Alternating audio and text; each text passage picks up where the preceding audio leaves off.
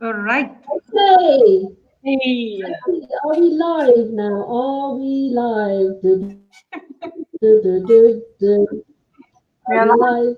I need to hear from people. Hi, everyone. It says that we are live, and I need to hear from you, you lovely audience. If you can hear me, can you just shout out to Neelam and tell me that you are there, please?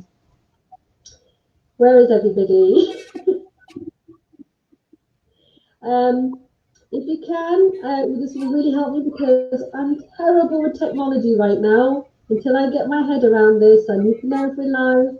So can you give me a thumbs up Yes, there's someone. if you are Beth there, from folks? Detroit. Beth from Detroit says hello. Hi, Yeah, Beth. hey. Oh, we are live. Hello, people. I'm terrible with technology right now. Until I get my head around this, I need to know if you're live. Ooh, whose So phone can is you give me that? a thumbs up? If you are there, folks. We're hearing the echo. Okay, okay, we got a bit of an echo. Can we, if you've got another device, can you put that on mute?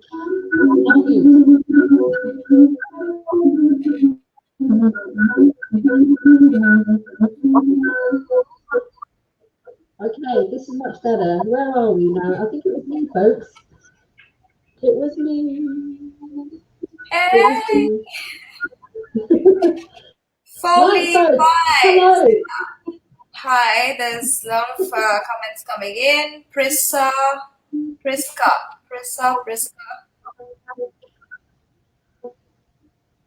Okay, bear with us, folks, because this is all very new to us as we go live. Oh, this is brilliant. I can make sense of this now. How on earth to get the volume down? There we go. My apologies. Okay, slight technical hitch, but we are now live. So good evening, everybody. It's Neelam here. For those that don't know me, I am based in the UK, and I am the director of Less is More. And you have met our wonderful team before. We did our first one 2 weeks ago. So in a while, I'm going to say their name and they're going to give you a quick wave. So let's start with Amrita for in Asia. If she can give us a wave to tell us she's there. Hey, hi everyone. So you've met most of us last 2 weeks back, right? Yeah. So we've had some pretty interesting discussions then, and then we're going to have a little more very interesting discussion today. We're going to have competitions. Like last time, we are going to have a very special guests. We're having guests, and over to you, Donnie. Hi, Thank everyone. you, Amrita. I didn't know what came up for a second. Hello, everyone. Nice to see you all again. I don't really know if I need Excellent. Thanks, Danny. Just before we move on to our new member, Paula, I just want to say give Marta, our girl in USA, a big shout out. Marta, sorry you can't make it today. Marta, You're on we your miss move. you.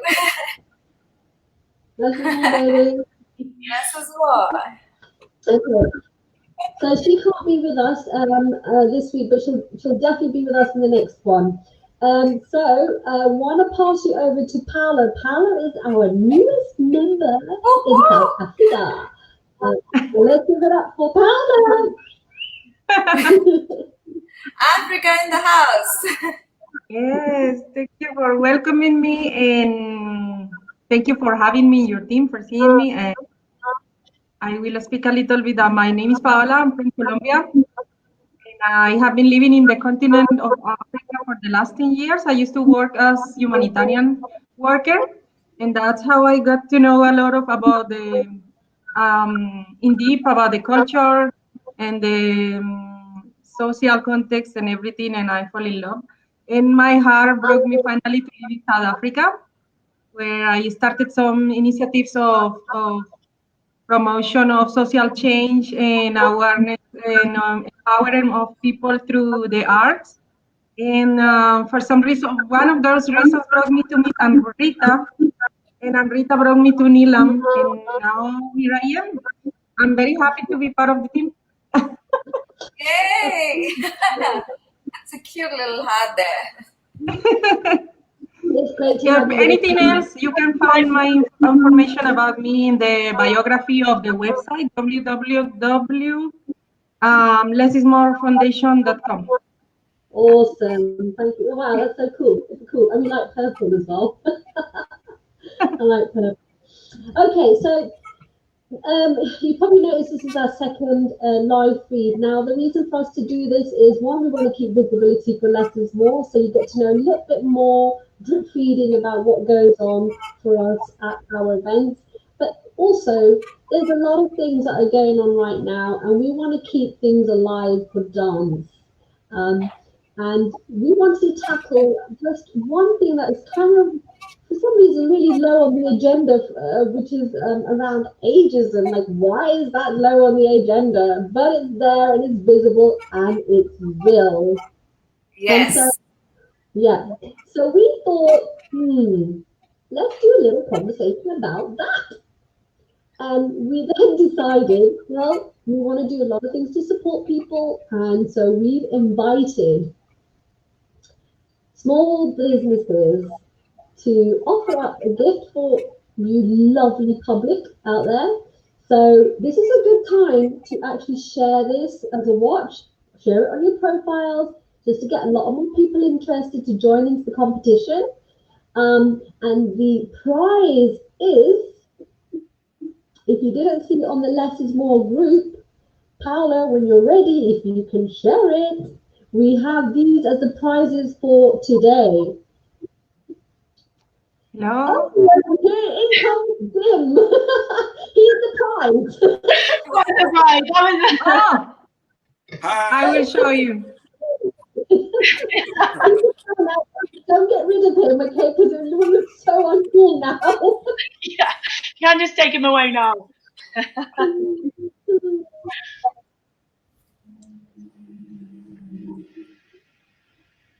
Okay. Okay. While Paolo is trying to find the gifts, I'm going to Can you introduce see it? to Jim. Yeah, there it is. That's the t-shirt from Is Wakanda it the t-shirt? Prince, girls. Where's my Wakanda sign, girls? Where's the Wakanda sign? Wakanda. Wakanda. Jim, you got to Amazing put up the t-shirt. Wakanda sign, my friend. Okay. So, and that is the skirt, a nice flowy skirt. Actually, I like it, Jim. I don't know if you can be nice enough to give me parity. I'm jealous. I want this too. Isn't it super cool? So we have Jim. Jim is the owner of Wakanda Prince. If you don't know about Wakanda Prince, now is a good time to find him on Facebook. And put in Wakanda Prince, so you'll see across the banner. But you can also, he's got a website called www.wakandaprince.com. So, Jim, welcome. You are our first guy on the show, man. Yes. There's got to be some history there. And you Yes, get a high five for that. High five. High five. So welcome so much. It's very nice of you, and we are so thankful for the fact that you've come onto the show and you're willing to give out of one of your gifts for our winners out there. There can only be one winner, by the way. And the way we've done this is in a form of a competition. Now, this is really funny. I've got to share this. So Jim just messaged me 5 minutes ago and he goes, I know the question, but I don't know the answer. And I said, it's not important that you know the answer. The answer is for our audience out there. So Jim, firstly, just tell us a little bit more about yourself and what you do. So hi everyone, my name is Jim Kamara. I'm actually a psychiatrist by background, but I work full-time for the NHS. But on the side, I'm also a fashion designer. Wow.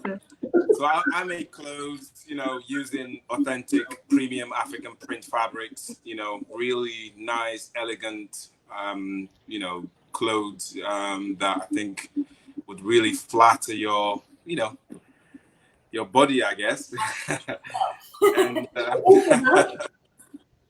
more than that as well, yeah. So it's about, you know, African culture. It's about bringing a bit of Africa, you know, to Europe. And sometimes there are a number of ways that people can do that. And people can do that through dance or food. And I've chosen to, you know, use our clothing, how we dress, basically, you know, to share a bit of African history with that. So, yeah, if you go on our website, you'll see all sorts of designs that, you know, you wouldn't necessarily see on the high street. They're unique. I create everything from scratch and I make most of the stuff. I also have a small shop in Africa supporting young people who basically are disadvantaged and, you know, trying to learn something new skills. So yeah, we support them and that sort of stuff. So that's kind of what I do. Oh, Jim, that's amazing. I have a question, and then if any of the other girls have a question, they're totally welcome to ask. So I want to ask, where in Africa do you have the shop?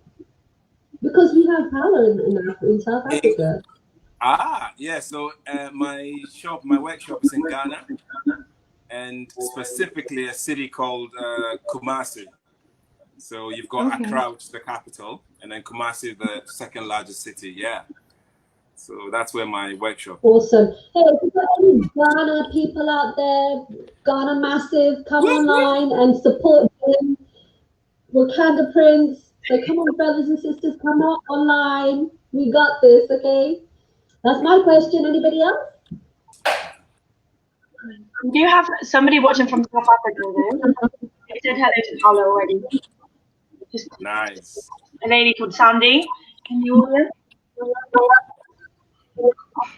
She's friends with Paula. Great, awesome. Amrita, you got anything you want to ask? Do you want a freebie? Yeah. No, I'm actually fascinated just by the designs itself. I mean, they're really amazing. I want one for myself now. Ah, you get a discount. Oh, yes! I think we need to create a discount code, Neelam.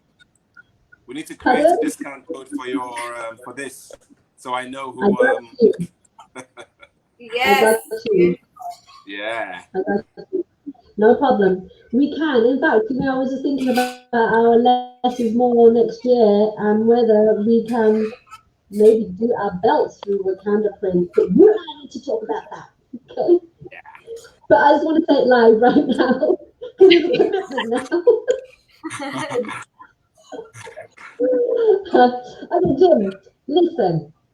You have the question, and you need to encourage the audience to come online. While they're live, they need to give the answers. So, ladies and gentlemen out there, if you want that fabulous T-shirt, Paula, can we get that T-shirt up and then the skirt?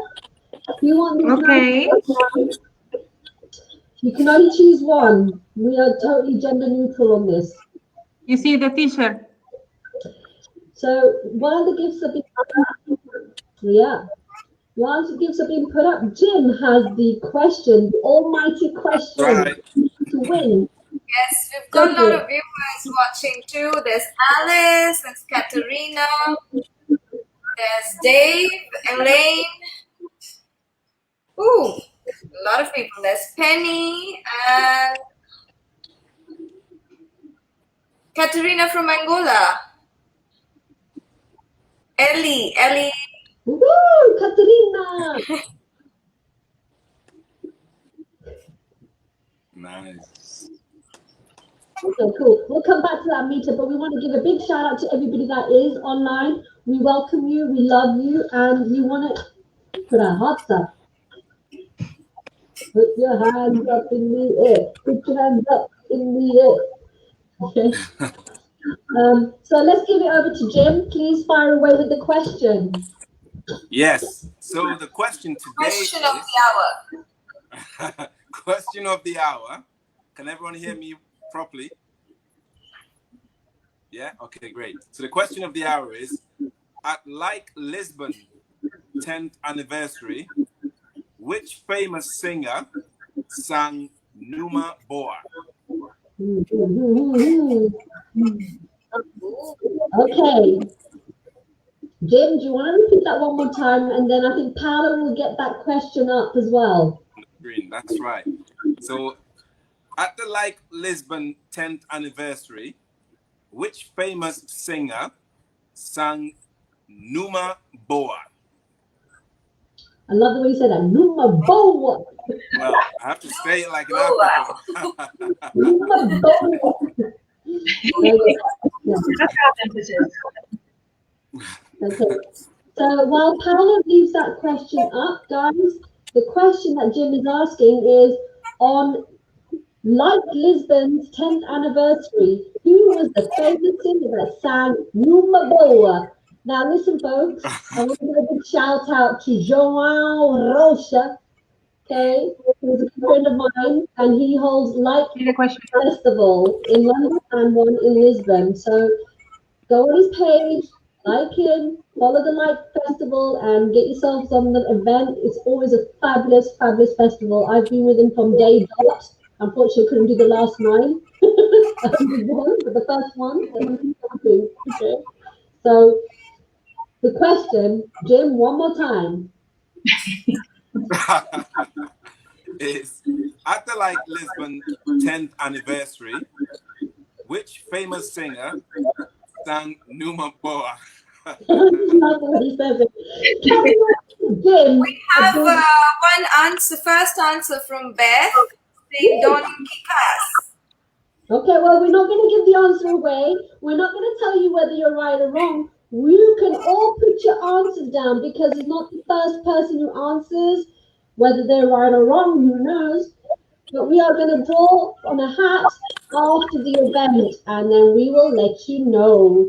So everybody has a chance to win. Come in and answer the question. Everybody has the chance. But thank you so much, Beth, for giving your answer. We're ready for others. Yes. Thank you.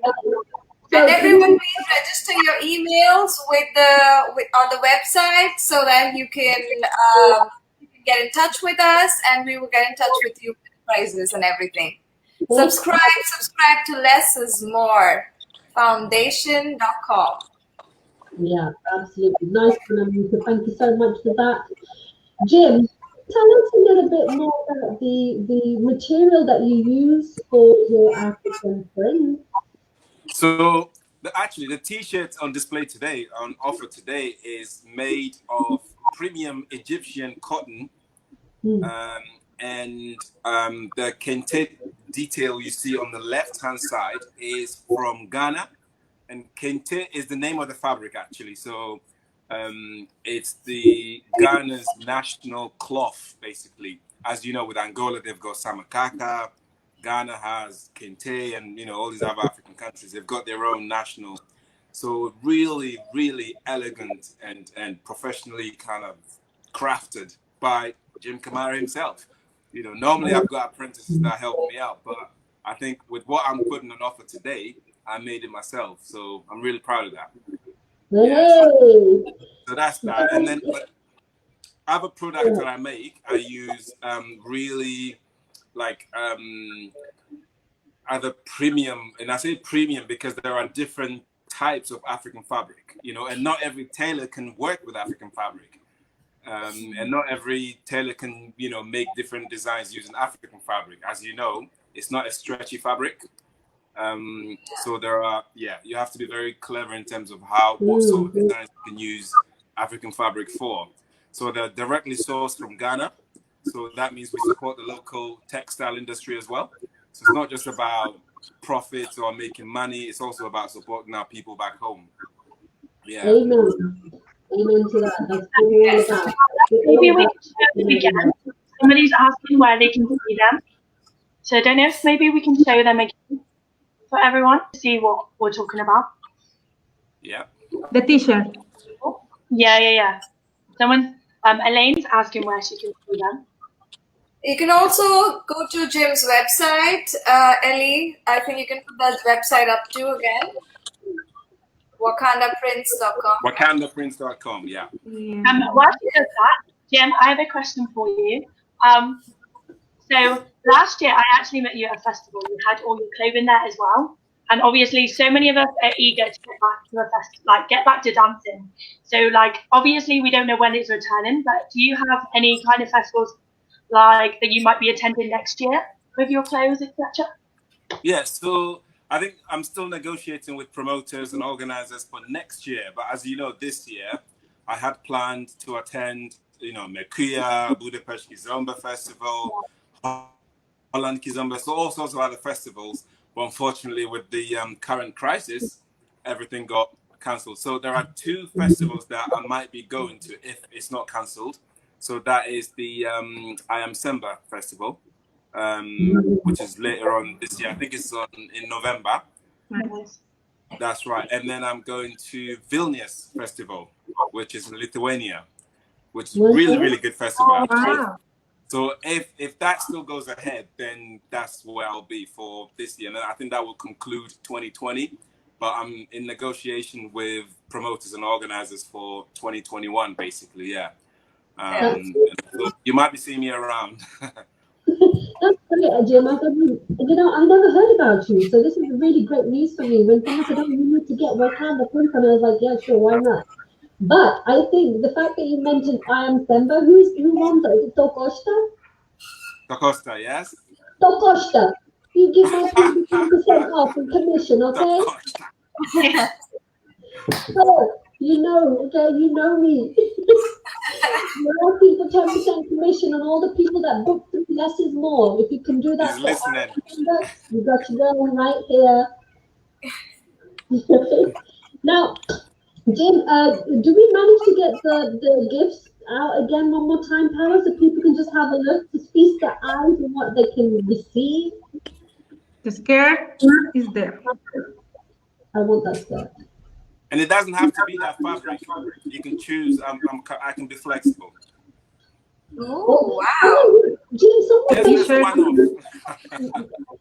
mentioned you would do it to their size, right? You will do it to the person who wins, you'll do it to their size, right? Send me your waist measurement, your hip measurement, and I will hook you up. If that skirt was mine, it would just fit around my thigh. Just one thigh. Now we'll measure you up and make it bespoke.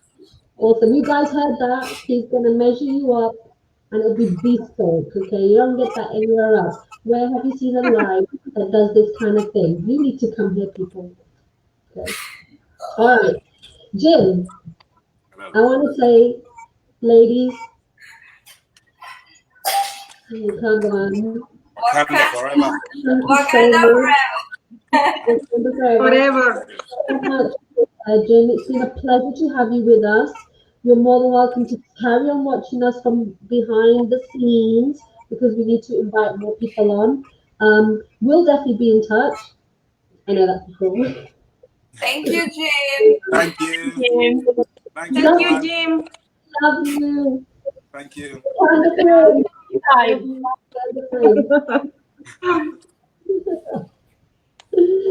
Awesome. Okay, folks, so you saw that, you heard that. Wakanda Prince is giving away an amazing t-shirt for the guy, and he's offering a skirt for the girls, but we are gender neutral, so if anybody wants the skirt or wants to swap with the t-shirt, you are more than welcome. We don't have any issues with that whatsoever. No, I'll be good. We're big supporters of Pride. Okay? And this is Pride Month, is that right, Amrita, you mentioned? Yes, it's Pride Month. It's June, it's Pride Month. Okay, so why are we here? We've been 20 minutes. I said 2, right, let's move on. Okay, because I'm sure you don't want to hear me babbling. I want to tell you just a fraction of a time about Less is More that's happening next year. It's from the 28th to the 30th of May, 2021 in Lisbon. So if you haven't signed up for our newsletter, at this moment we're just giving out news and information. Please go to our website, which is www.wakandaprint.com. lessismorefoundation.com, and you can register your best email that we can get hold of. Now, for you to do that, in return, we are giving away one winner gets a free pass and their BFF gets half price. What do you think of that? Look at that, Danny Bear. I think that's great. I'm already going, so I can take part. I would always do that. I mean, if you're taking your best friend for half price, one, you're going to be in Portugal. Two, you're going to be with like so many other ladies as well that are all there for the same reason. There's so many workshops and people speaking, so just don't miss out on it. You need to be there. Absolutely. Amrita, do you have some people from India welcome? People from where? India. Amrita, I'm asking, what do you reckon? Yes. Neelam, your voice is kind of muffled, so that's why I'm having trouble hearing you. Okay, well, maybe it's time to have our drink. Cheers, if you have a drink. No, nothing here. Cheers to everybody watching so far. I have lemonade. What have you got, Danny? I've never drank before, but I have rosé. How would you?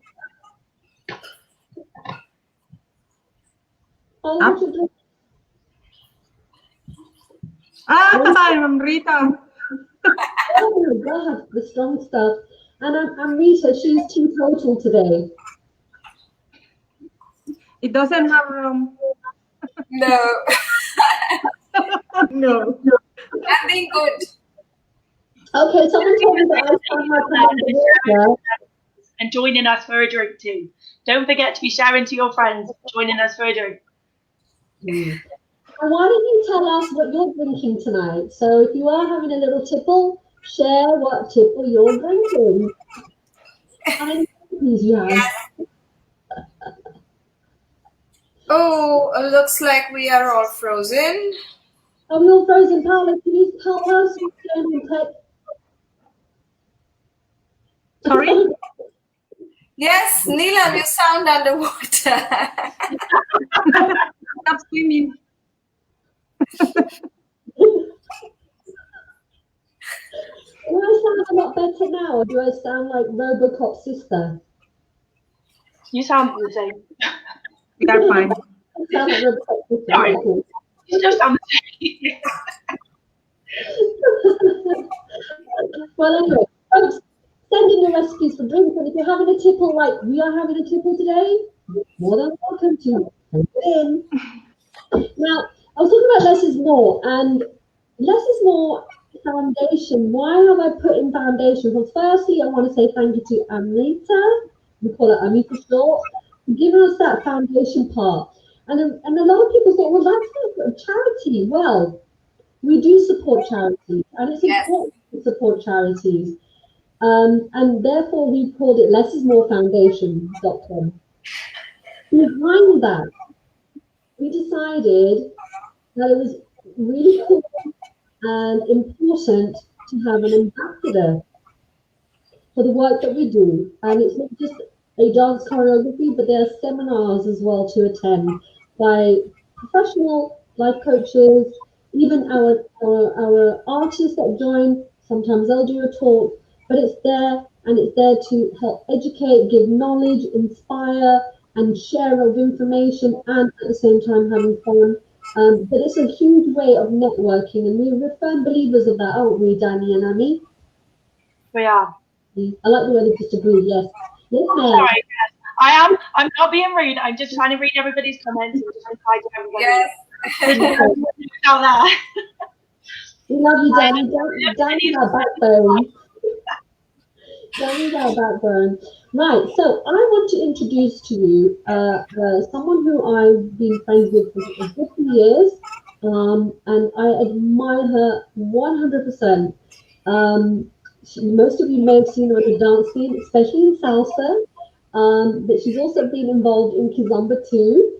In fact, she's a bit of an all-rounder. She does 4/4 as well. I kind of see that she's very, very involved.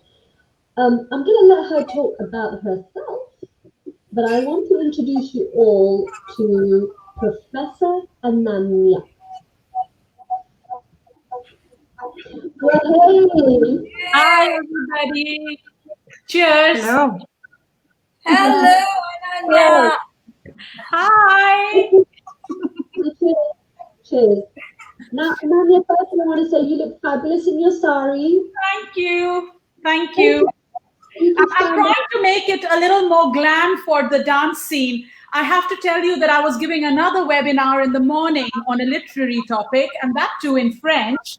So my sari, I hope, was, like doing a different job at that moment. And now I'm just trying to adapt from a day to night look. So, One, is there any chance Sorry, you can stand up and give us a twirl? sorry? Is there any chance you can stand up and give us a twirl of your beautiful sari? Oh la la! Wow. Anything Really more? nice.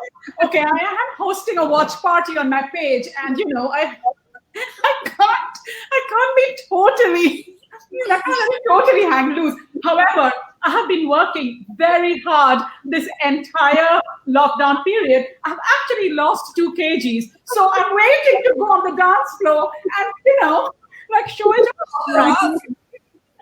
Yes. Amanda, can you? I mean, I know you. A lot of the girls on my team know you, but I think it's important that you tell us a little bit about yourself. And I know that you are on our website. Yes, We've thank got you. there. So thank you so much. It's wonderful to have you there and your smiling, beaming picture of yourself. But from your words, tell us a little bit about yourself. Sure. Firstly, I have to say something else. Lockdown woes, lockdown blues. I work in London. I'm a professor at King's College London. And but I live, when I'm not in London, I live in Manchester, which is where I'm locked down in. When I fled London, knowing things were changing, I left a whole lot of things behind. And one of the things I left behind were my reading glasses. Talking about age, I reached that stage in life where I'm afraid, need reading glasses if I wear my contact lenses. I would never come on a dance event with my glasses on, ladies. I just wouldn't. But because if I wear my contact lenses and I don't have my reading glasses, I can't see any comments that people are having. So, you've just got to accept that I'm here in a kind of semi-night moving into night mode. I never go out to dance in my glasses. That's one rule I adhere to. Anyway, I know you wanted me to talk seriously about myself, my career. Instead, people are hearing about my woes, about my reading glasses, and why. Very important too, Ananya. They're just as important because of ageism. Exactly. So yeah. So I've been dancing different kinds of partner dances, social dances for a while now, maybe about 12 years. I know that's not as long as a lot of people on the scene, but it certainly feels like a good part of my life. I began dancing like a lot of us because we often we know that many people are born into dance cultures. But for a lot of us, especially those from say, South Asia, from Indian backgrounds, we have a different relationship to dance, certainly to couple dance. So when we get into these zones, it's like often as adults or young adults. So, it's not something we grew up with. So it's often because we need a change, we want to broaden our horizons. We simply want to make new friends, So I kind of, for a combination of reasons, got into salsa. And very soon thereafter, the kizomba scene opened up. So, I'm a curious kind of a person. I love trying new things out. So I was immediately like, hey, what's this? It's kind of like salsa, but not. So I plunged into kizomba. There was also a lot of zouk, Brazilian zouk going on in those days in Manchester. I tried it as well because, like a lot of us, my first really kind of like adult memory of like a visual of kind of partner dance was the lambada videos, Yeah. I was in India still at that time, and I was just like, that's what I want to do. I want to be that girl in that short skirt doing those cambres. I didn't know they were called cambres then. I just want to be her. So I want to be them. So, that was really what drew me in a way so that's why I wanted to experiment with what then had become the Lamba Zouk, whatever. So I was doing a lot of experimental stuff, and I'm a researcher. I teach at university, and I build research projects to ask questions and answer them. So I wanted to build a research question around dance itself.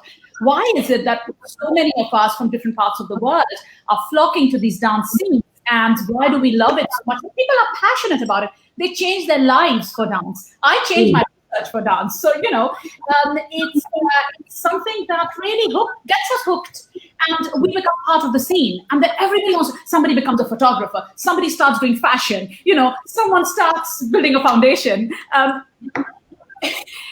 We all get into it. We wanted to become part of our lives. And, this is what brings us to our topic now. Sometimes we realize that perhaps our physical span in dance is not going to last, but we still have a relationship to the scene, the world, and so we start developing other ways of relating to it and belonging to it. So I think that's pretty much what I'd say about myself. I did a big project. A 5-year project, which is funded by the European Research Council, and that gave me the resources to travel a lot, to meet a lot of people, to involve a lot of people in my work. That project ended, but it's kind of taken me to other places, and relationships don't end anyway. Neither with people, nor with dance. So here we are talking about stuff, and thank you for making me ambassador. You came to one of my classes as a student. I don't know if it was after the class you just came to social dance. I think I was teaching somewhere up north. I can't remember. Yes. Yeah. You and I, whenever we can, we grab a moment, and it's always lovely to see you. It really is. Now, it's funny, we're talking about ageism, and I think Ananya just touched on it. She goes, well, I don't go dancing with my glasses at all. Now, that's really interesting to me, because I want to know from the audience, I want to know from you people out there, do you actually put on, and I'm not saying that Ananya does in any way, but do you put on like a different hat? Do you put on like this whole persona to glam up, to not look like the person that you are on a regular day? I'm not saying that you are always in slacks, but a regular day that you feel that there has to be a part of beautifying yourself when you go out to dance. We want to hear from you folks. What are your experiences in terms of like going out? Because and one thing that really interests me is I've been teaching Kizomba since 2008, and the one thing that has always been mentioned is when women have come up to me and they've said, Neelam, no one asked me to dance. It must be my age. Now, that's really interesting. I'm a lot older now. I'm not going to tell you what level I'm in, but it's interesting because when you say to me, I don't get a chance to dance, I think it's because I'm a lot older. I'm not wearing those skimpy skirts and those tops. I'm not putting myself out there as in exposing part of the areas that they think is what is enticing the guys to ask younger women. So we want to hear from you guys out there. What is your experience about coming out on the scene at your age? Okay, at your age, your own personal experiences of being out there. Okay, so do bring that in while we carry on talking with Ananya. Feel free to jump in with your comments, and we'll try and pick them up. Oh, I think Dan has something to say. We haven't had one about the age yet, but Hilary has just commented. I think we just flashed up just then saying about the dressing up and getting dressed. She said, yes, it's half the fun. She loves dressing up. Yeah. Like, I think it's true. It's nice to dress up. I'd like to just kind of jump in there actually, because I think that something that Magna Gopal, whom we all know, and we could have her on the show at some time, really. So Magna wrote something once a long time ago, and she said, she asked, it was like a rhetorical question, she said, when I dance, am I more of myself or being something completely different from myself? And I think this is a really interesting question. I think it's a bit of both. So for me, I mean, obviously we all do day jobs of one kind or the other. And whatever they are, they don't usually involve putting on the kinds of clothes and the kind of attitude that we take to the dance floor. So certainly we wear a different hat. Even if you're wearing the same clothes, we will wear a different hat. One thing I noted when I started dancing, which was about, as I said, about 12 years ago, all of us, I'm not really ashamed of or embarrassed about talking about my age or discussing aging. But when I started dancing, I was, just about reaching 40. And, you already feel your body changing as a woman, And I must say, you also feel, am I even glamorous? I mean, I would say, like, as a professor, as somebody working in the university, I always prided myself on glamorous. Glamorous? You're wearing a sari. How glamorous you get? I like to be glamorous. I do enjoy being glamorous, but there's a different kind of glamour that you take, right, to the dance floor. So when I started dancing salsa, I realized that many of my clothes just didn't work. And I had to really think about a whole new me, a whole new body.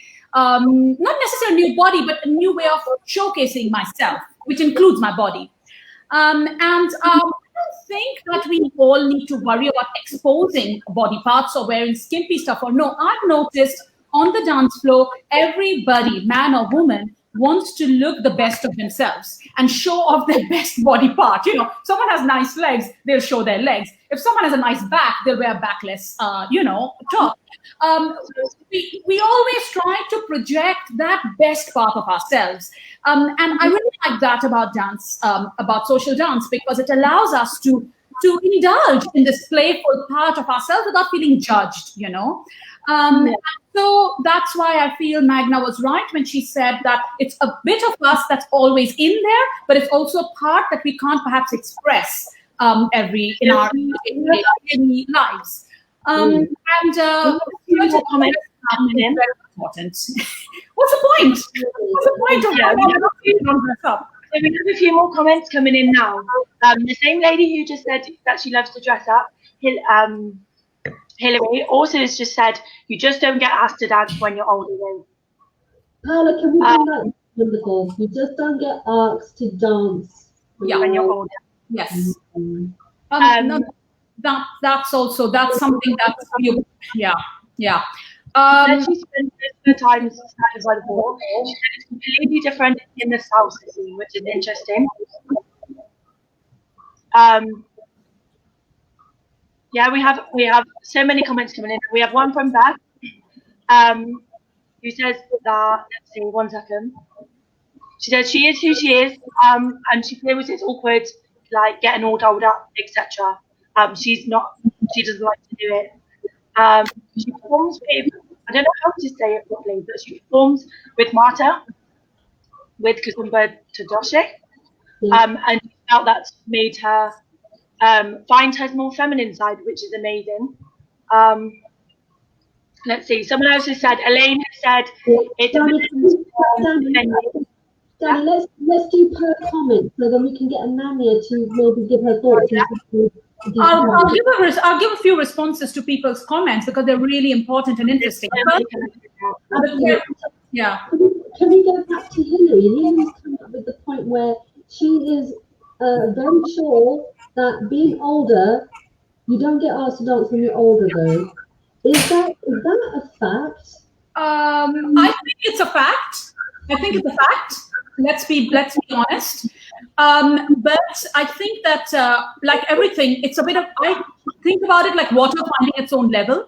When we are in a scene, we get known for our dance personalities and also our dance prowess. There are some, technique is important. I notice people like to dance with probably, maybe somebody will come to ask you to dance because you're wearing a certain kind of outfit. But very often you see the women who get danced a lot in the long run are women who are good dancers. They can follow, they can connect, they can respond, they can play. And, partner dances are very unique. We know when we start, there's this lead, follow vocabulary, but we know it's not just following is not following. It's about being dynamic. It's about a conversation. It's about connecting. And I think a dancer who does that is sought. after. And I would advise women who feel that they are not being asked to dance because they are older, to just find ways of making sure that their special talent, the way they are themselves comes out without insecurity. You know, somebody said that she was a tomboy and she didn't like to be dolled up. Adna Gopal again, she never dolls up. She's a tomboy on the dance floor. When I first noted her dancing, I was just like, this woman's spirit, I like it. Because it's not about being feminine, it's about being strong and playful. I don't like heels, you know. I actually don't wear high heels. And I have some, of course, because it's good for posture and balance when you're dancing. But I'm at my freest when I'm dancing with a pair of flat shoes on. And, you know, it allows me to express a part of my personality. If a man doesn't like it, I'll find someone else to dance with who likes it, you know. I'll go and ask a guy who I see dancing with other women in a way that appeals to me. And I'll avoid the men who are just not my type. If I'm not their type, there are lots who are not my type. I'm not going to go and wait for them to ask me. I'll find another woman to dance with. You know, I'm not worrying about these issues. Exactly. But what about, I know you just said that you hunt out the ones that you want to dance with, but say you're in a new environment. Let's say you go to a festival. Yeah. You go to a festival, the idea is you want to dance with everybody, yeah? And Rita, 1 second, yeah?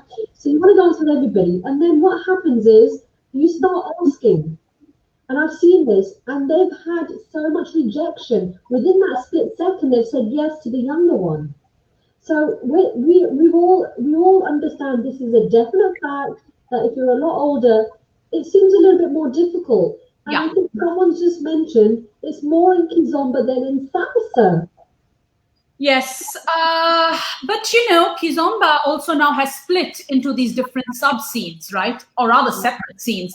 And I mean, I must say I had this interesting experience at the Luxembourg Kizomba Festival. And, you know, I was there. It was like a massive festival for urban kids. And interestingly, all the people in the urban kids warehouse, it was like reminding me of these old rave parties. There were so many people in there. They were very young. And they were also dressed in a particular way, which accentuated their youth. And, you know, it was clearly a correlation between that kind of dancing, that age group, that dress code. And the other thing I noticed also was the way the dancers were interacting with each other. There was a lot more, like, you know, I'm just getting you when we are dancing. It didn't appeal to me because I felt that some of the things I value about social dance, I wasn't seeing it there, but I could see that people were having a great time and enjoying themselves. So I hung around a bit. I'm a researcher, so my passport out of feeling bad is whenever I don't get a dance, I'm like, I'm doing my research. I don't care. I'm working, you know, it's fine. So I protect my, you know, feelings like that because, hey, we all know that feeling of standing by the wall, right? And dance after dance is happening. Yeah, let's note something. She says, I love what you said about your spirit on the dance floor. Now, the depth of your spirit on the dance floor, does that involve being confident in yourself to even actually apply the rejection and thinking, okay, that's cool. Yeah. You're not my tribe. You're not the one I want to be with. You're not the one I want to be around. I don't like your energy. I'll find someone else. You know, I'll say something to Beth and others here. So when I went to my first festival, somebody also said they struggle in a festival. I went to my first big festival. It was the Berlin Salsa Congress. And I remember dancing with somebody once. And the next day at a class, he was next to me. And I said, hello. And he looked at me like blank. Okay. And he said, who are you? And I said, we danced yesterday. And he was like, you know, I've danced with hundreds of women since yesterday. How am I expected to remember everyone? And I thought to myself, you know, and not just in the dance floor, but in life, every time I get pissed off at somebody, and then I tell myself, be that man next time to a man. Okay? I'm like, I'm going to be you, to you. Well, Elaine says it depends on the venue, the motivation for going out and dancing. If it's about, yeah, absolutely, Elaine. What's interesting though, and Annie, you just mentioned about the dance scene here and the switch of I'm not going to dance with you, but I'll dance with you. Matthew, can we get Matthew's comment up here? This is really interesting. Thank you, Matthew, for on. It's really appreciative to have guys on here and your views. Now, I don't know if we can read all of it. The scene already doesn't have enough leads, and I'm assuming you mean Kizomba. It doesn't have many leads. Many women will get fewer dances than they should, and then there are a proportion of men who come to the dance scene they see as a dating venue, so they will only ask women they are interested in. This seems to be especially true at festivals. Thank you, Matthew, for that. Manny, what do you reckon then? Is it that it's a hookup place? Listen, every human activity will have this sort of like, motivation among some of the population. It's like a biological instinct. You have to go and get a mate. Let's just say that let's just filter those people out, because they are not going to impact the rest of us who may not necessarily be out there for that purpose. For the rest of us, we are interested in dancing as a connecting social activity, which involves a certain amount of technique and feeling of, feeling of prowess, that we dance well, technically we improved. It's like a sport in that sense, but it's also got that connection and that interaction and emotions attached. What I really like about dance is that let's not focus on the negatives. Let's not focus on the guys who just want dates and, the women who are feeling upset because they didn't get a dance night after night. Let's just say, but what else did you get? You may have stood by the wall the entire day, but did you talk to 3 women next to you? Did you make some friends whom you could connect with next time? One of the things I've noticed is that in my early days, I never got to know any women. I was only chasing after the men because I needed my dances. And, I'm just like, I don't know any girls. When you're relaxed in your dance mode, when you realize a good night is not about having dance after dance after dance, and a bad night is not standing there and not having any dances. A good night is about making new friends, about meeting other friends, just relaxing. The music is so important. It's about just absorbing a lot of stuff and feeling, even if you got that one really great dance, wow, that transformed my entire evening. If you didn't, there's always tomorrow. The dance is never going away. So I think the feeling of being, am I too old, is part of all this. Let's not focus on, am I too old? Aging is another human thing. Can't stop it. Let's just think, what can I do to continue feeling valued and confident in the scene? Do I have 2 guys who like to dance with me? I'll find them. Do I have a friend who I enjoy speaking to, but I don't see anywhere else? Then if I go on the dance floor, I'll find her. Exactly. This feeling of being free. I've noticed this is some place that you can make some of your bestest friends. Yeah. And when you are going for classes, you formulate a wonderful relationship with most of the students in the class, and from that you can grow as well. So there's always a positive. Take the positive. Yeah. And it's interesting because we're talking about women and of age in the scene, but Zilla has pointed out, if we can get Zilla's comment up, about men. And it's interesting, she's pointed out about men who are a lot older as well, and that they have something like, oh no, I'm not dancing with him. I myself have heard in the scene, don't dance with that guy, he's weird and old and he might be a paedophile. No. Exactly. I mean, what does that say? Not good news, isn't it? So she's continued. What does Zilla say? I don't think you should judge a book by its cover. Well said, Zilla. What does it mean to judge a book by its cover? These are little words that we say. Big shout out to you, Zilla. I love you lots. By the way, Zilla's a grandma again, so big shout out to Zilla for being a grandma. But it's interesting because what she's saying is we hear this a lot. We can throw out a couple of words and we don't carry the action with it. So to say don't judge a book by its cover and then go and do the opposite, not that I'm saying that you have, Dilla, but we have to think about, well, what does this mean? Like, if we're not judging a book by its cover, what are we going with? What pretense or what expectations are we going to them when we're in the dance scene? Ultimately, I know I go out there to dance. I don't care if it's black, purple, or blue. It doesn't matter to me. I want to enjoy the dance. I want to fill up my body with that feel-good chemical, oxytocin, whatever you want to call it. And I want to take away saying, I feel good. My body feels good. I feel like I've done my workout and I will have a better week. Yeah.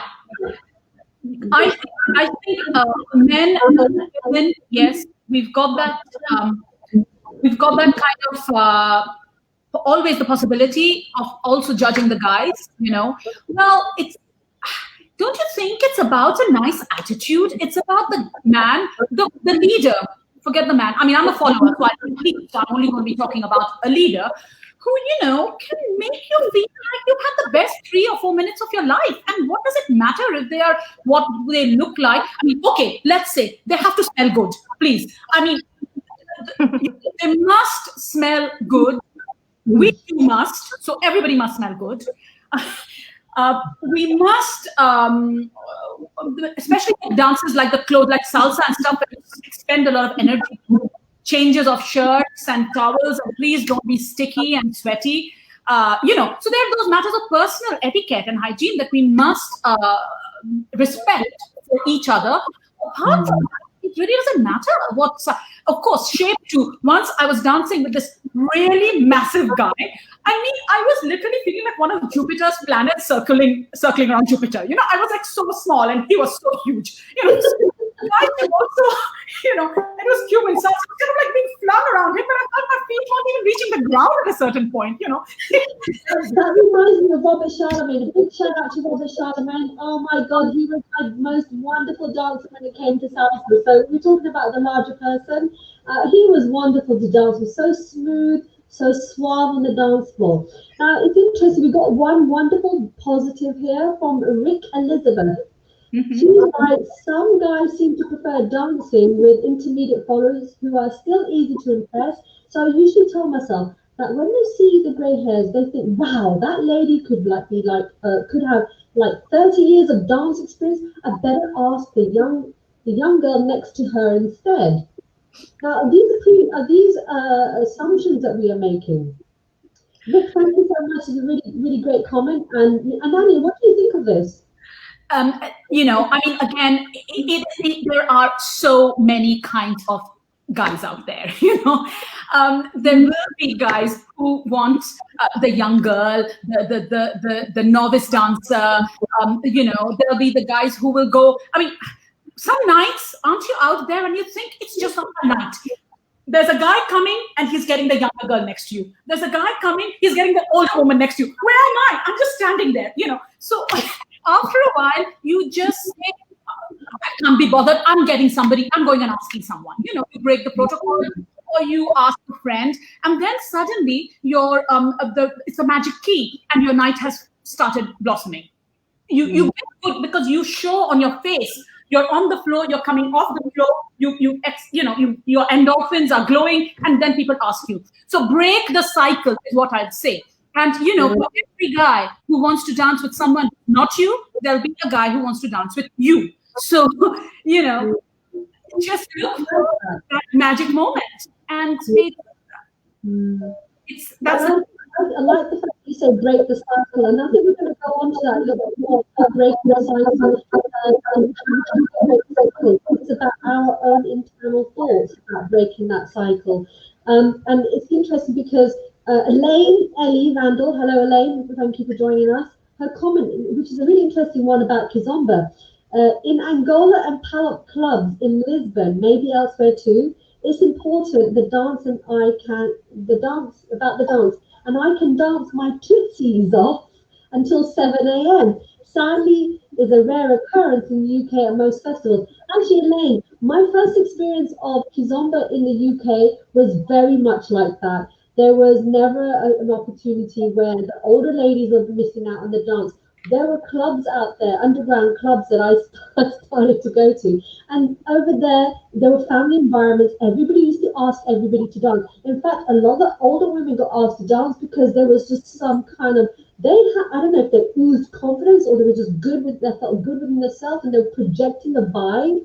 And that's really interesting. I noticed that sometimes we project an aura.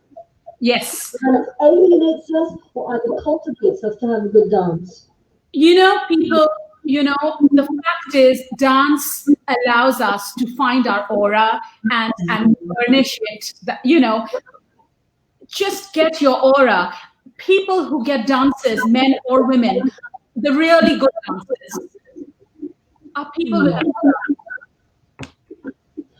Jacqueline, you are in. You said I can't join in. Jacqueline, you are in. The fact that you wrote a message, Jacqueline, hiya, you are in the actual live. You can make your comments here, honey. I think what you mean by going in is that at the back, where Ananya and myself and Paula, this is the back of the house, so to speak, is where you won't be, but you can definitely share your comments here on the live feed.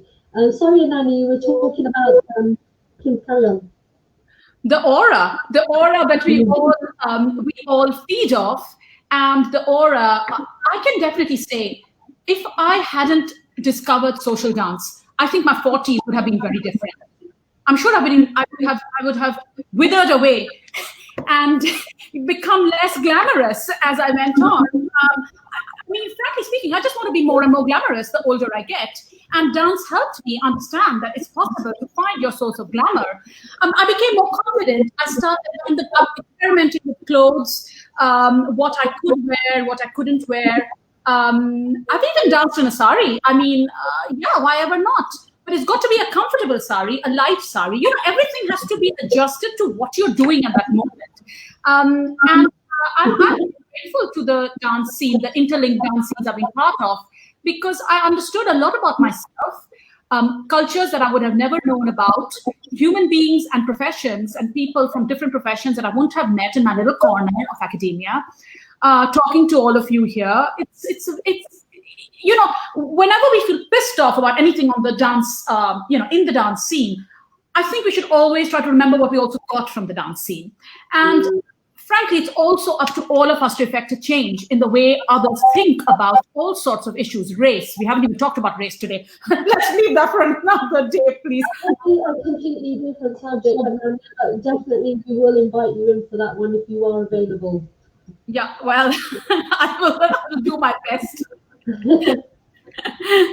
But you know, girls, that's what I'm saying. That it's a world which is very complicated. It's got its own rules and its own codes, and they differ from country to country, dance scene to dance scene, club to festival, to, you know, your home scene, to your traveling scene, and how you behave in each place also differs. Let's just find the best space for us to feel. If I know I want to feel comfortable tonight dancing, I know where to go. If I want to feel challenged, I know where to go. If I want to feel new again, I know where to go. If I want to just be in a comfort zone, I know where to go. We should all aspire to find those different, you know, places for each other where we feel good. And some of us evolve too. We may not like salsa anymore. We may like moki-zomba. Some people may go to tango. There are many possibilities. Are you saying this is a bit of science then? Are you saying that we should actually have something written down to say this festival is a no because it just invites something completely different? We can go to this festival because everybody and anybody gets to dance, like festival, Regional Rocha. So are we saying that scientifically we should look at this to see where we should go, for what purpose, and see what we get in? And you know, women as a community should be talking and exchanging a lot of information, much more than we have to do to share these bits of information. You know, I mean, if I'm a 20-something dancing urban kid, for me, Luxembourg Kizomba Festival will be heaven. However, I didn't have a bad time at all because there was a lovely little traditional room, and you know, the first night I didn't have maybe I had like a couple of dances. The second night, I just didn't stop dancing. And I thought, is it my dress? Is it, I don't know what it was, but I had a blast. It was great. And you never know. You never know what's going to work. Exactly. And I think if we go with that intention, the openness of that intention to invite what is going to happen on that night, I think sometimes that sets the scene for us. Oh, I'm a lot older. When I get that, I bet I'm going to have the same experience. I'm going to start standing on the side. I think what you're saying is we should flip the script.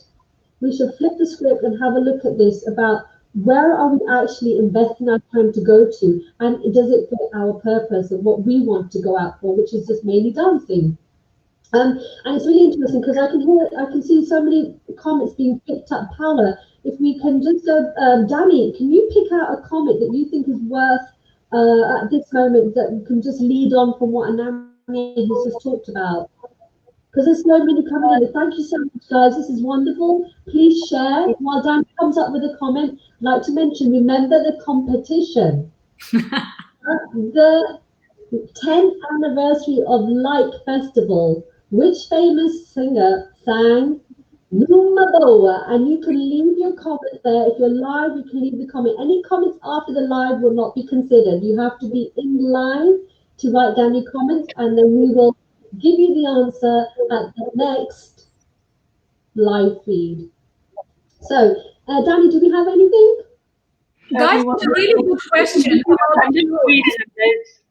There's quite a few comments, and they're all in their own pretty good. Yeah. What about the one about the clothes? Can we have that? The clothes for work and the clothes for dancing. Okay, the one about having the wardrobe of clothes. Zila? I don't know if that's how you say it. Saying that she has a wardrobe of clothes, especially for dancing, and then clothes for work. I have to say myself, if I go and buy on new clothes, if I go and buy clothes, always, I can guarantee you, I'll test them in the little changing room in the mirror to see if I can dance in them. If I can't, yeah, I do the same. I do exactly the same. I can't be bothered having two sets of clothes, honestly, no.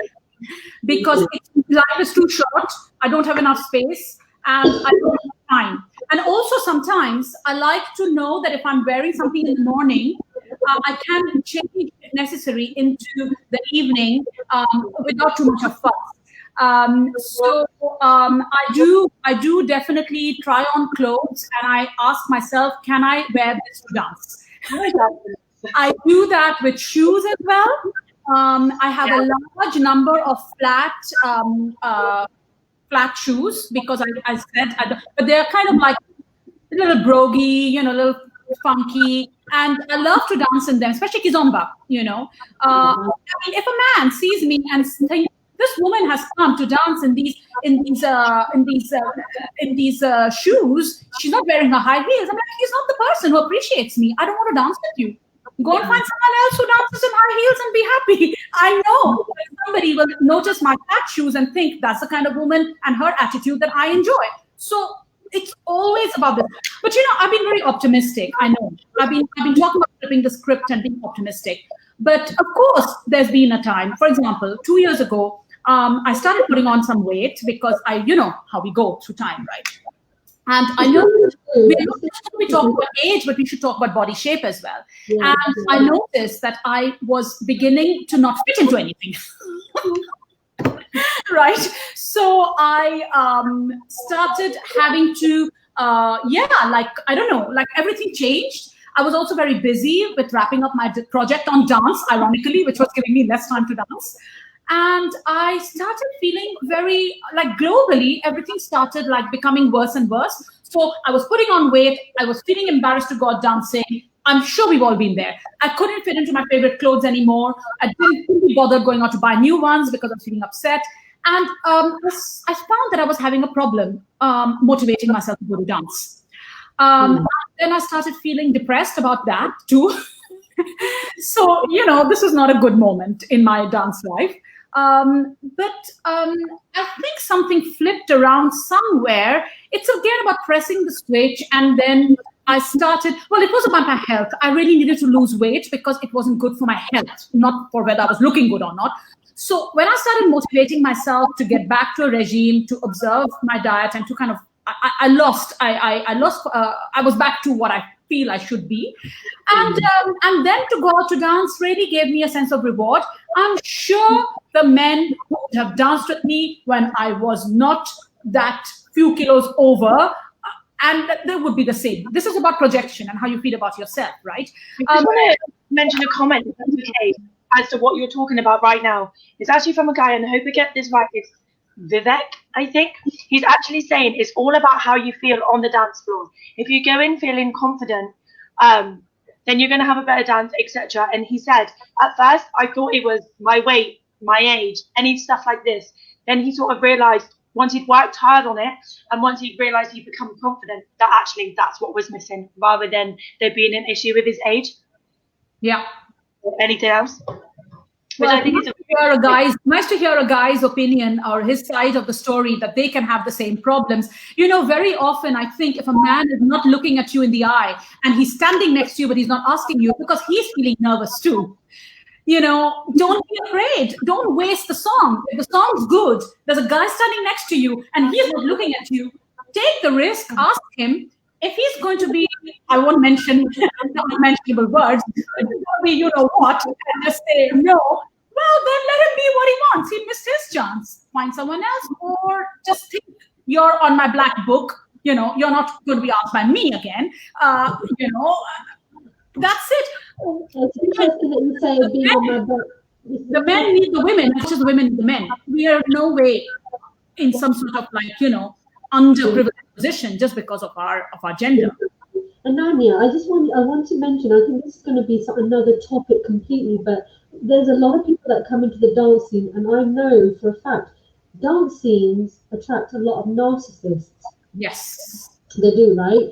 And there's a lot of people who use dance as their way of therapy. So we look at a lot of people who have mental health conditions too, right? And so those conversations also have to happen, and we will address those at a later live feed. But it just made me think about, if you are rejecting someone, you don't know what kind of state of mind you are leaving that person.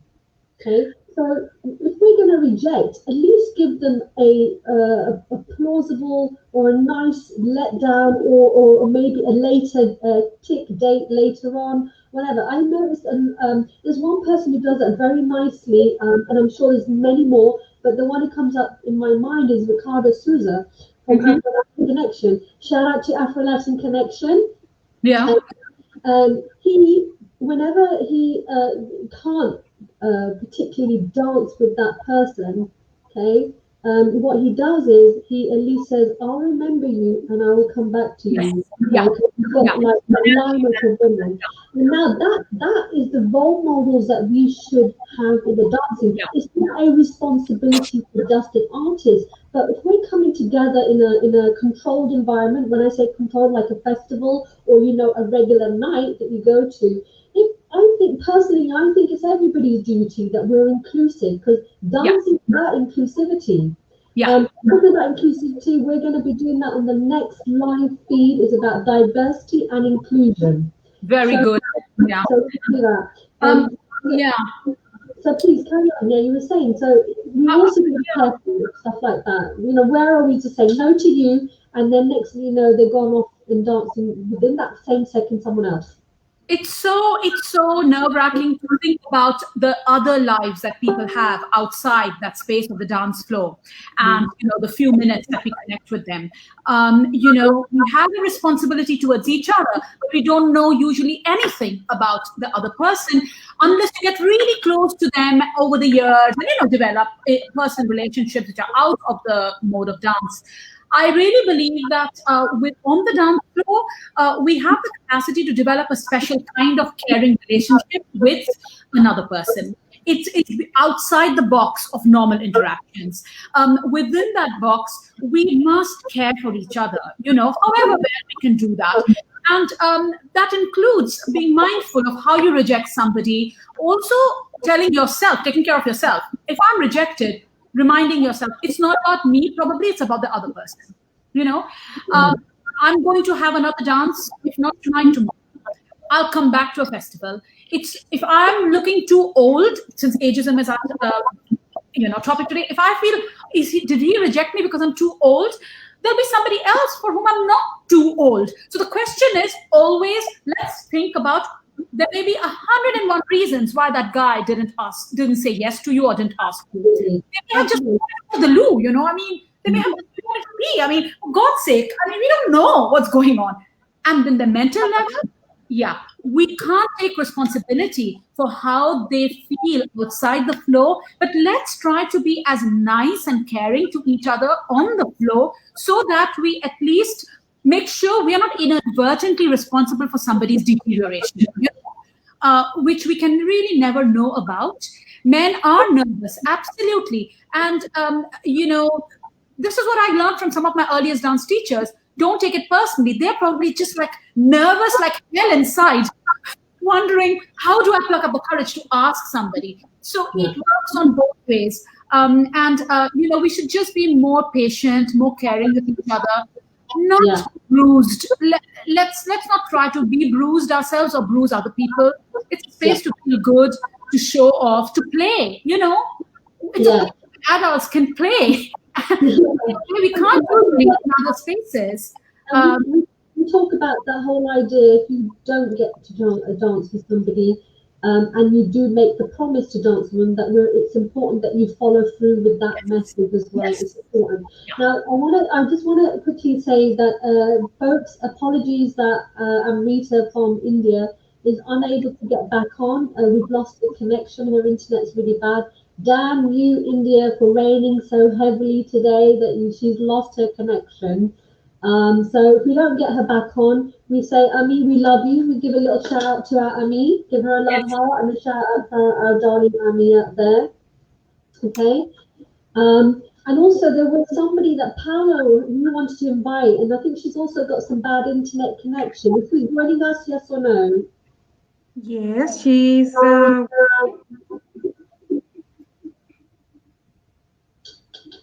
While she's doing that, don't forget the competition. All right. I've had a few more comments with the answers. Can we have a comment from Hilary Morgan?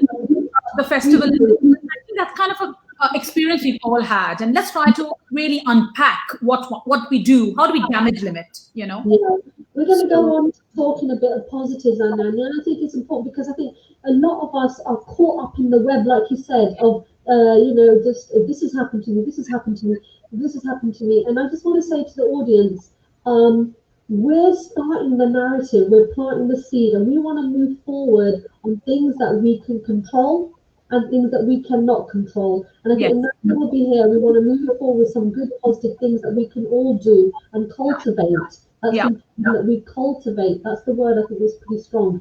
Cultivating your own mind and cultivating the environment that you want. Yeah. So Paola, can you just tell us really quickly, is she coming on, yes or no? Yes, she got just a problem with the network, but she's joining again just right now. Okay, well, can you get back to us when she just decides to come on? Just give us a big, our hand, okay, if she wants to come in. So let's move on to about looking at ageism and what we can do. Between all of us, we're dancers and we're also artists and we're also professors.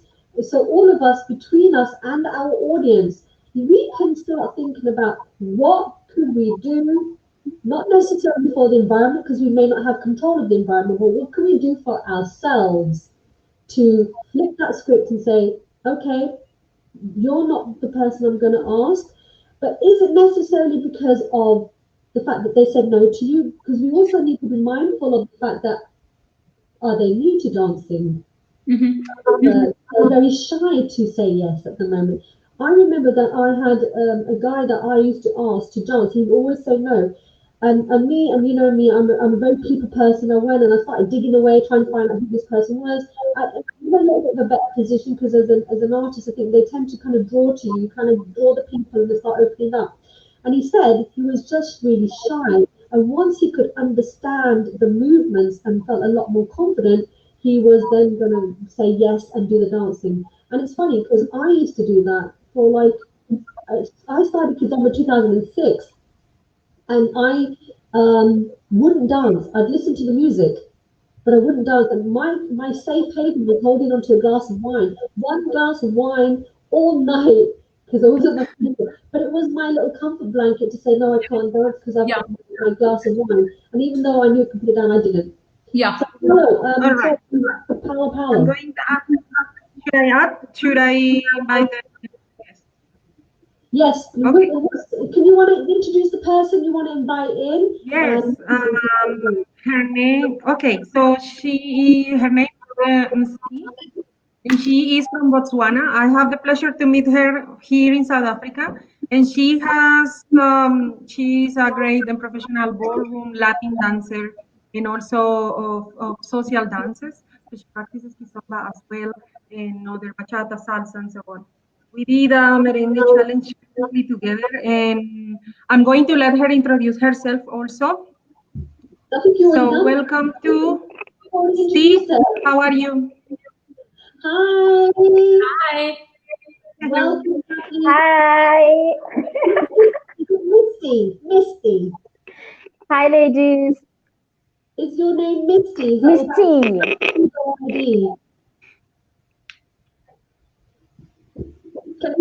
The sound is not really good, but it's Misty. Can you hear me? Yes. Yeah, we can. Yeah. Yeah, we can. Okay. Yeah, I'm Misty from Botswana. Yes. Okay, I think we're going to have a little bit of difficulty with connecting with Misty, Paula, and that might delay us with time. So, can you message her and ask her if she wants to speak and give her thoughts? We'll take that, and she can just run and talk, and it's okay. Otherwise, we'll have to just take her out, unfortunately, on the live feed because it will just delay our time. Because we're already doing 1 hour 20 minutes. Wow. So while you're doing that, while you have a conversation with Misty, you can find her on IG, Facebook as the Sakiba Tribe. Okay. So sorry, Misty, we cannot really hear you. The connection is a little bit poor. Okay. Yeah. Yeah. If you get the messages, okay. Ananya, Danny, is there something that we could pick out from here? We were talking about positives and flipping the script. I don't know about picking out, like, kind of there is, because, well, I'll explain. So I just wanted to make a comment myself. So from the people here, obviously we are getting a lot of comments from, say, older ladies. I myself am younger. I here, when I started dancing here, I'm the same. Like, I'm nervous. I don't like to ask people, but all of my friends from Plymouth here, the Kazumba ladies, my friends from dance, they're actually a lot older than me. And if we go somewhere, at first they wouldn't come with me, but now they come everywhere with me. They dance more on a night than I do because they go and ask everyone to dance. If somebody says no, they'll wait till later on, and if that guy doesn't come back, they go and ask them again, like, can we dance now? And I love it. Like I said, they will quite often, a lot of the time, the older ladies will dance the whole night through, whereas I might stand on the side for a long time. Do you know what I mean? Because they're more confident, I think, to go and ask. Nice attitude. You know, frankly, we need more of that. We need more of that confidence that comes with age, actually, and experience. And there's another thing. It's about body language. One thing, again, an early dance teacher told me is that if you really want to dance, ask, touch a guy by his forearm and say, can I dance? If that man is such a brute that he's not going to be responsive to your human touch, he's really not worth. The dance will be horrible. You're better off without him. So it's so nice. You just say hello. Because anyway, we are touching each other when we are in connection. So there's nothing to feel embarrassed about. If before the dance you just gently touch somebody on their forearm or their upper arm or something and just say, could we have this dance? And with a nice smile. Now, if this person is so, what can I say, inhuman as to just not be merited at that nice approach, really, what kind of a dance would you have with him? It would be very narcissistic, actually. Now, the true narcissists to watch out for in dance scene are the ones who bring the narcissism to the dance. All they want to do is look good as guys, and we are just the silly little accessories. Sorry. Such men, however good they are as dancers, are horrid as dance partners, and we don't want anything to do with them, older, younger, anyone. So let them go. Let them find their own little corner doing whatever they're doing. notice how Ananya has said horrid, horrid, horrid 3 times. And I think that's very important that you listen to Ananya. Horrid, horrid, horrid. That means it's a no-go, ladies and gents. It's a no-go area. What should men do? Let's flip the question around. Men, what do you do to make a woman feel good?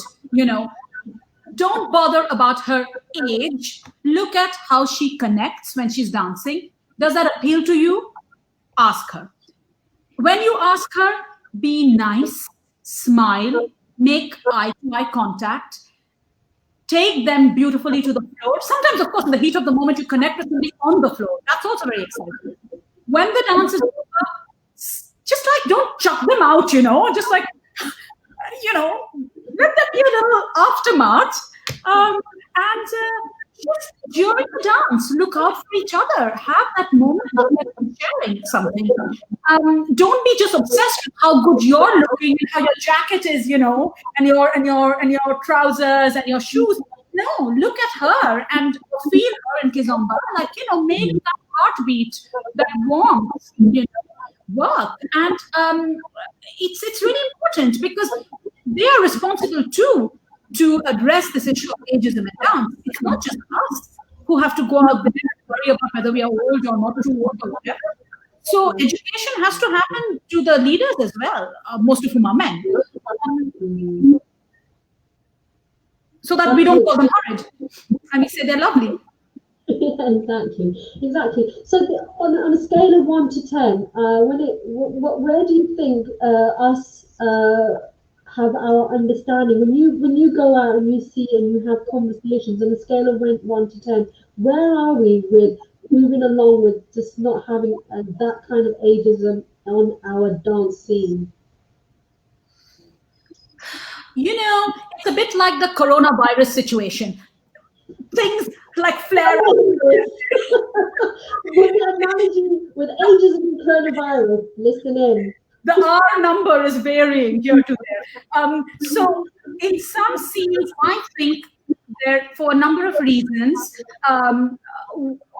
women of a certain age, shall we put it that way, or people of a certain age, feel that they are absolutely accepted and able to dance as long as they know the code, they know to dance, you know.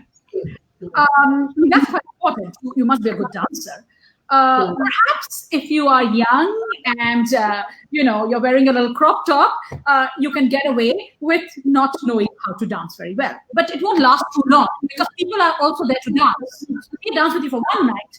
So I'm actually quite impressed because the young girls wearing those crop tops and leggings doing urban kids are actually very, very skilled. They put a lot of work in the dance. It's not an easy dance to just go and pick up because, as we know, with the urban kids movements, it's like blocks of movements. It's not so much improvised. You just have to get the cue. And then, you know, you're lifting your foot, you're shifting your weight, you're sliding, I don't know what the hell you're doing, but you can't do it all if you haven't done a lot of classes. So, you know, they are good at what they do. And so, you know, let's give it to them. Maybe a crop top can help you half a night, but it won't, you know, it won't be a passport to dance after dance. So Exactly. I think there is a mix. Sorry? Ananya, pick your ice cream and then pick your vitamin D. Which one is long lasting?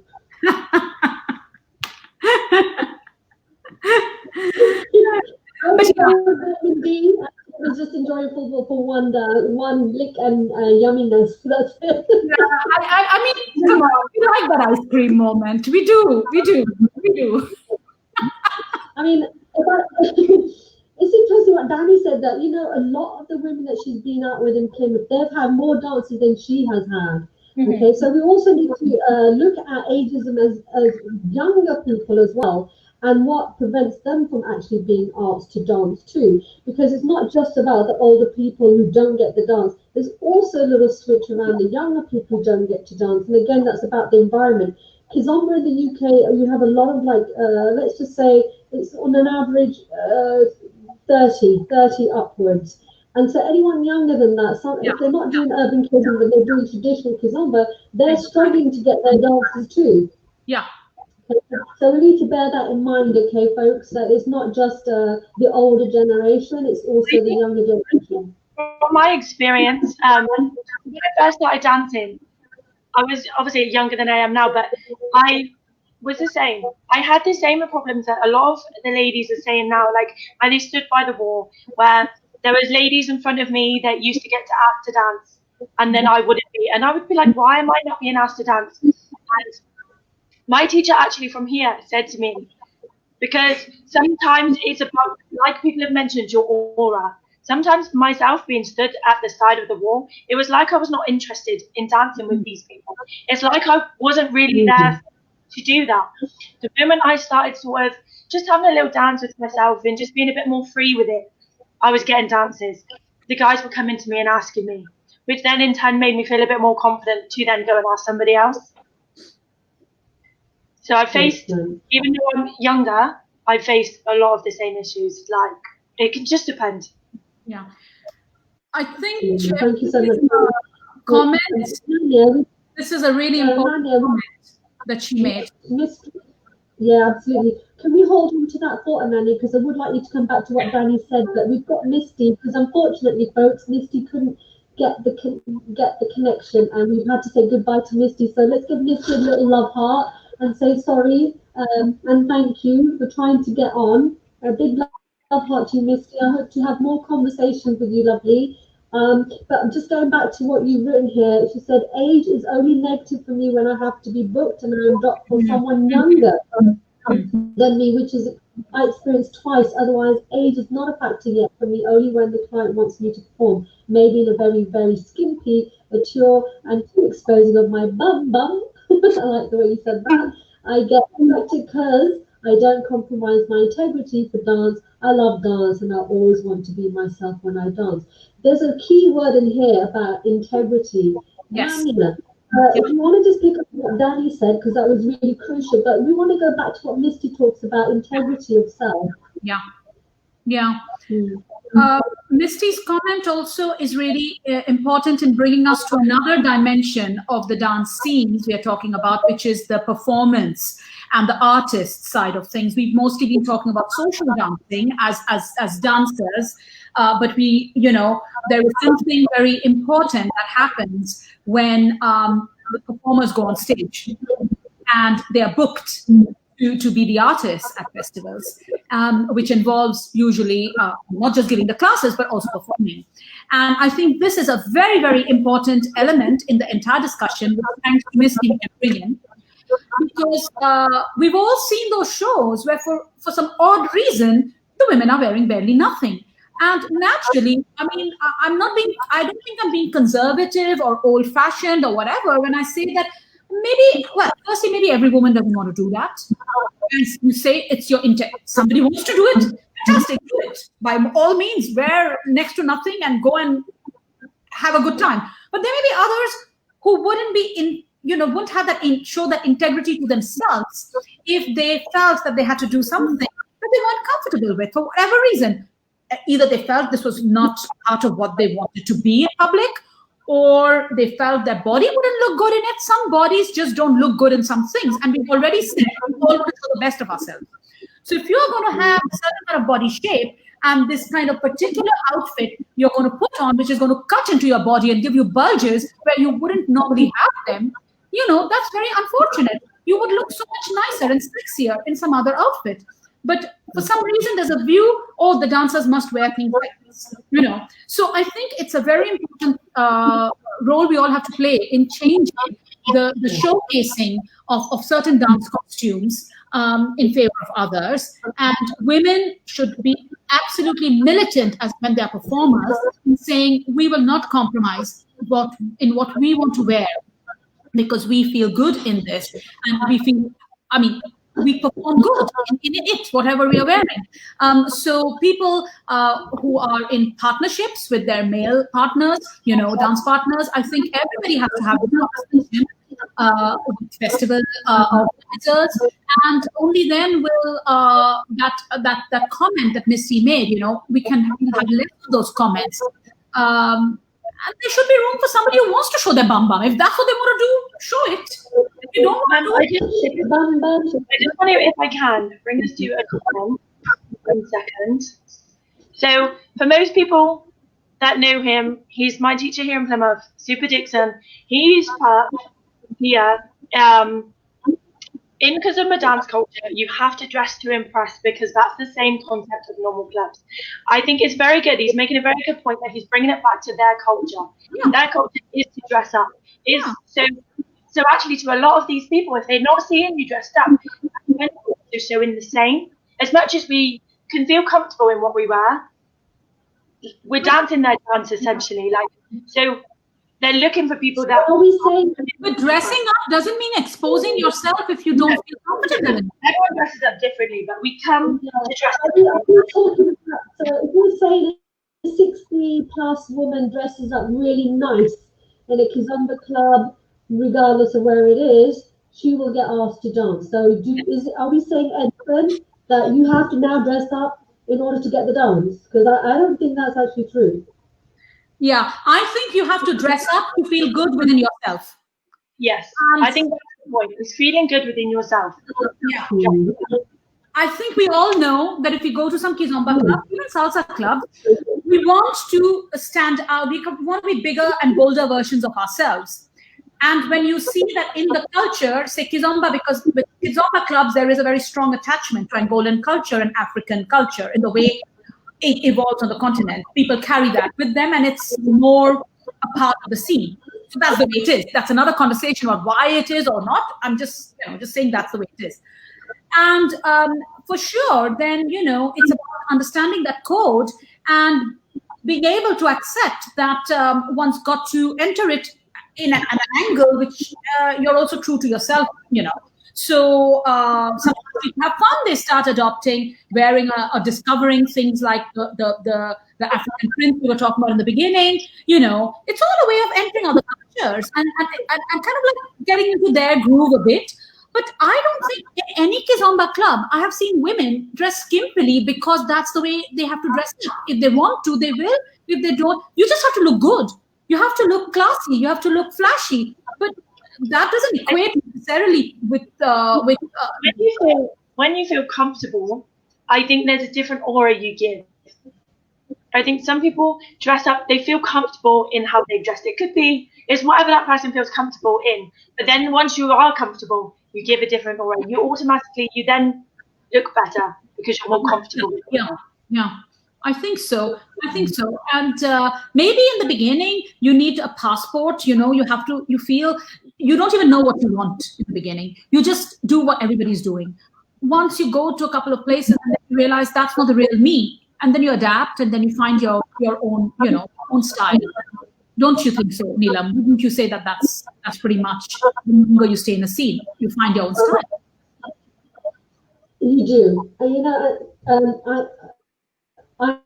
I've noticed, one, as a dancer myself, secondly, as an artist, it's a lot about finding yourself in the dance. And I think that's what as a person. So the way you dress, if that contributes and cultivates you feeling good within yourself, do it. These are all small steps I think we need to take. Yes. And we also need to remind ourselves that if we do not get a yes from a person, it's okay.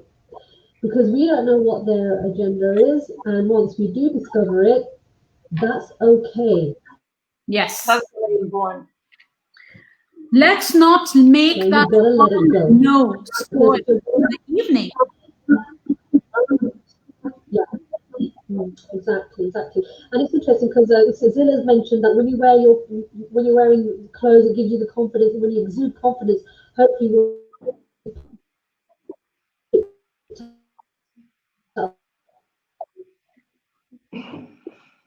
by the potential dance partner. I think it's like building up a lot of things in order to then be comfortable. Okay, so you need to be at a place of where you're feeling really comfortable within yourself, and whether that means we can all project the very pretentious confidence out there. We all can put on a show when we're out there in the dance, but there is a lot to be said about actually how much are you comfortable within your own skin when we go out to dance. Are you okay with someone rejecting you? And just saying, okay, fine, I'll go and find someone else. And then when you find that one person makes your night incredibly amazing, like Ananya says, where the rest of your week feels amazing. And we're never going to have one day the same as the other, and that's okay too. And what I find really interesting about ageism in dance is there's a lot of assumptions.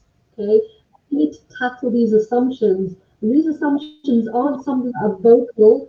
They're almost like a subconscious, and you can feel that off another person. Body language is the strongest communication out there. And when you see that happening, and that's why you see a lot of the time, I would just be, people say, well, why don't you dance? You're so arrogant, you're so full. I spend a lot of my time observing people. One, because there's a lot of my students within that environment. Secondly, I'm watching the new people and how they're interacting and so on. And it's interesting how this has happened over the years. And what we do is we tend to bury it, we tend to moan, and that's true. There's a lot of people who moan. I've had a few people moan to me, and they ruin my night as well by saying, "Oh, I'm too old, I didn't get a dance. I just stood there all night." And it's just like, well, what did you actually do? If you find that environment didn't suit you, then is it necessary for you to go back there? You know, how important is it? Or did you go? And if, you know, if you can find friends or certain people that you pick out, there's nothing wrong with saying, let me have your number. There's nothing wrong with exchanging conversations, saying, well, look, this is where I go. Would you like to come to that environment as well? I think we need to have exchanges of conversations where we can drive people into nice places where we're going to get what you want, which is dance. And remember one thing, I put a post up today about dancing. You'll never be an ex-dancer. You'll always be a dancer. That's it, period. Once you know you're a dancer, you move, you get that. No one can ever take that away from you. A good note for me to say that I need to sign off because there's life outside the StreamYard box that's waiting for me to get to, because this is a conversation that really we'll never stop talking about these things. It's so intimately part of our experience. Of the I think I just want to say before I sign out, alas, that you know, I've been thinking about the question you asked, Neelam, how on a scale of 1 to 10 for the ageism. I actually think that as in every sphere of life, there is ageism in that people will be judged by some people on account of how old they are or how young they are or whatever. But you know, it's really what we've been talking about today. That's why I like Less is More, because it's a platform where women are leading the conversation, and we are able to say certain things which maybe, don't. There's not an opportunity to say them in precisely this way. It's really up to us. I loved what you said, to flip the script, to think about what dance gives us and make the best of that. Certain things are simply impossible. You can't roll back the clock. So we can just say, what is it about dance that helps me cope with this inevitable biological process of aging? And how can I therefore make my life in dance work for me? How can I adapt my dance practice to reflect my changing body and all that comes along with it? And, and just say, right, maybe it means I can't dance a certain kind of, in a certain frenetic way, but maybe I can do something else. Maybe it means I don't want to wear certain kinds of clothes anymore, but maybe I can experience or experiment with other kinds. So it's always, as you say, you're never going to be an ex-dancer. The scene is welcoming. The scene is actually inclusive if you look for that inclusivity in the right way and be an agent for change yourself. You know, we all can change. Even that one guy who said no to us, we can even change the way he felt. So let's work on these issues while acknowledging that there are a lot of problems. And by no means are we looking at a rosy tinted, like pair of glasses through this. We're not looking at the scene through a rosy tinted pair of glasses. We are acknowledging that there are problems, and we will talk more, I'm sure, in the other sessions about these problems of other kinds. But we also find certain things that the dance world allows. So let's try to each think about how can we change ourselves and others. You know, just thinking about how we're aging as we're dancing is part of that.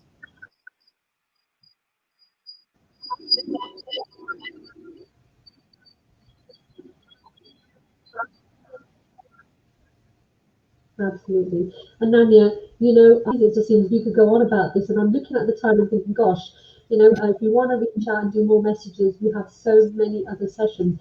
And Nanya, before we all go, I think it's time we should wrap up. And firstly, to all the audience that participated, thank you so much from me, Danny, Paola, and Nanya, and Rita, and Marta. You know, we love you all. Really, like, please reach out to us because we want to do this. And I don't think there's many women as a team to come together and host less is more talks like this. But before I want to go, I just want to plug something that Ananya is doing. She's writing a book.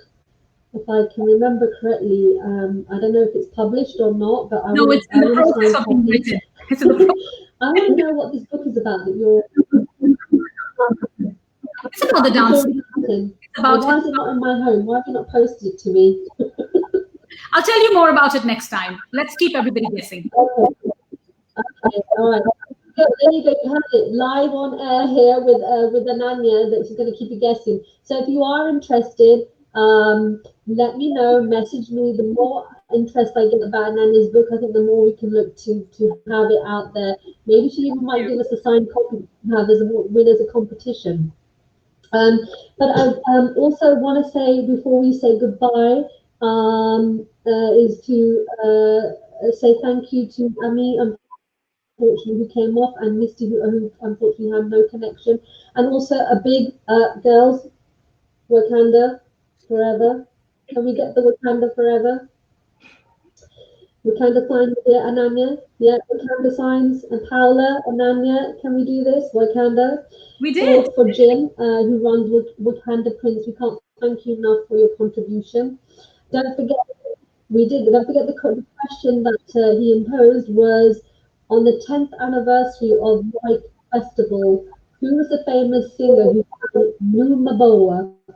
There's also another way to win a competition if you want to attend Lessons More next year from the 28th to the 30th of May. All you need to do is to go to our website, which is www.lessismorefoundation.com, and you just need to put in your best email address. That qualifies you into the inquiry. And what we'll do is we will put all names into a bag and we will pick out the name live at one point of our session. Now, we want to talk about the session. The next live talk is about diversity and inclusion in the dance scene. And I think this is a nice way where, from me talking about ageism,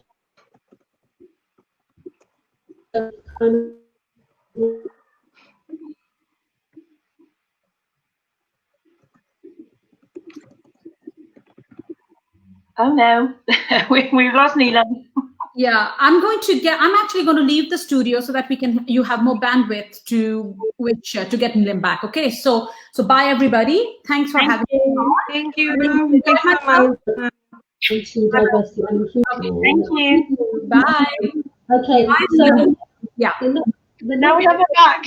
Now we're back. Okay, so just to wrap up. What was I talking about? Goodbye to Ananya. Can we all give a little love heart to Ananya? Thank you so much for joining us. We love you so much. Thank you for being the ambassador for Less is More. The next live chat is on the 10th of July, and it's on a Friday night. It'll be at 9 p.m. So please tune in for that. Please share. We will have the event out on our Kizomba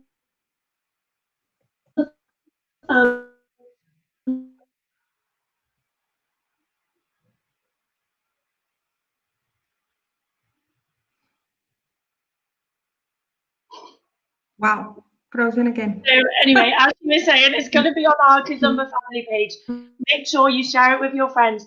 Everybody, just go to the page, like it if you haven't already. Everything is going to be. So just share it with your friends. Go and like the page. You'll be updated as and when our lives will be. Like you said, it's going to be on the 10th of July at 9 p.m. It's going to be a Friday instead now. So you have no reason not to be there. Okay, so can we We haven't answered everybody's question. We are very aware of that, but I think if you tune in next time, we can wrap both of those questions into one. So how is it coming up to the scene at your age, July?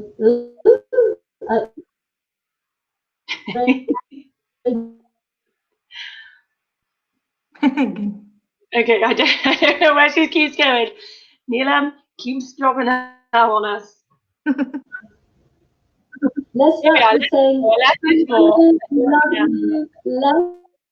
is more, baby.